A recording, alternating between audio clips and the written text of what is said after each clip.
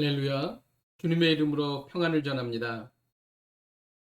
오늘 하나님께서 우리에게 주시는 말씀은 에스라 6장 13절에서 22절까지 말씀입니다. 다리오 왕의 조서가 내림에 유브라데강 건너편 총독 다뜨네와 스발보스네와 그들의 동관들이 신속히 준행하니라. 유다 사람의 장로들이 선지자 학개와 이또의 손자 스가라의 권면을 따랐으므로 성전 건축하는 일이 형통한지라. 이스라엘 하나님의 명령과 바사왕 고레스와 다리오와 아닥사스다의 조서를 따라 성전을 건축하며 일을 끝내되 다리오 왕 제6년 아달월 3일에 성전 일을 끝내니라. 이스라엘 자손과 제사장들과 레위 사람들과 기타 사로잡혔던 자의 자손이 즐거이 하나님의 성전 봉헌식을 행하니 하나님의 성전 봉헌식을 행할 때에 숫소 100마리와 수양 200마리와 어린 양 400마리를 드리고 또 이스라엘 지파의 수를 따라 수렴소 12마리로 이스라엘 전체를 위하여 속죄제를 드리고 제사장을 그 분반대로 레위 사람을 그 순차대로 세워 예루살렘에서 하나님을 섬기게 하되 모세의 책에 기록된 대로 하게 하니라. 사로잡혔던 자의 자손이 첫째 달 14일에 유월절을 지키되 제사장들과 레위 사람들이 일제히 몸을 정결하게 하여 다 정결함에 사로잡혔던 자의 모든 자손과 자기 형제 제사장들과 자기를 위하여 유월절 양을 잡으니 사로잡혔다가 돌아온 이스라엘 자손과 자기 땅에 사는 이방 사람의 더러운 것으로부터 스스로를 구별한 모든 이스라엘 사람들에게 속하여 이스라엘의 하나님 여호와를 찾는 자들이 다 먹고 즐거움으로 이랫동안 무교절을 지켰으니 이는 여호와께서 그들을 즐겁게 하시고 또 아스루 왕의 마음을 그들에게로 돌려 이스라엘의 하나님이신 하나님의 성전 건축하는 손을 힘있게 하도록 하셨음이었더라. 아멘. 성도들에게서 가장 중요한 것은 영적으로 깨어있는 것입니다.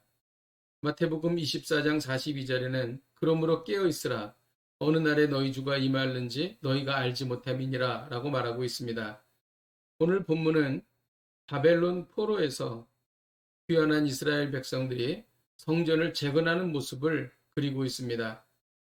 당시 이스라엘 역사상 가장 영적으로 깨어있는 모습이라 할 수 있겠습니다. 드디어 성전 재건이 완성되었습니다. 영적으로 깨어있을 때 어떤 현상이 나타납니까? 하나님의 일을 위해 마음과 정성을 다하여 힘껏 드린다는 것입니다. 성전 봉헌식을 행할 때 엄청난 양의 희생 동물을 드렸습니다. 숫소 100마리와 수양 200마리와 어린 양 400마리를 드리고 또 이스라엘 지파의 수를 따라 수렴소 12마리로 이스라엘 전체를 위하여 속죄제를 드렸던 것입니다. 그러나 영적으로 어두울 때는 하나님의 일을 위해 드리는 것에 매우 인색합니다. 하나님을 생각하지 못하고 자신만을 생각하기 때문입니다. 하나님께 드리면 하나님께서 결실을 맺게 해주신다는 것을 믿지 못하기 때문입니다. 또 영적으로 깨어있을 때 어떤 현상이 나타납니까? 하나님께서 하신 말씀을 최선을 다해 순종한다는 것입니다. 이들은 하나님이 명하신 유월절을 지켰습니다. 애굽에서 건져내시어 젖과 꿀이 흐르는 가나안 땅으로 옮겨주신 하나님께 감사했던 것입니다.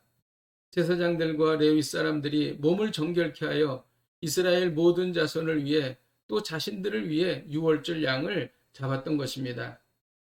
또 이들은 하나님이 명하신 무교절을 지켰습니다.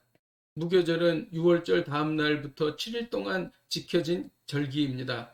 유월절 밤에 무교병을 먹었기 때문에 무교절이라 부른 것입니다. 이때는 아무 노동도 하지 않고 하나님께 화제를 드렸던 것입니다.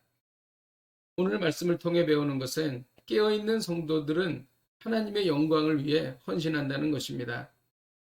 여러분은 하나님의 영광, 즉 하나님의 기쁨을 위하여 헌신하고 계십니까?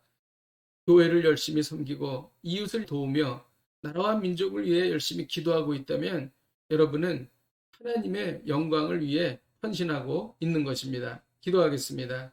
하나님 아버지, 우리가 깨어있는 성도가 되어 하나님의 영광을 위하여 열심히 헌신하게 하여 주시옵소서.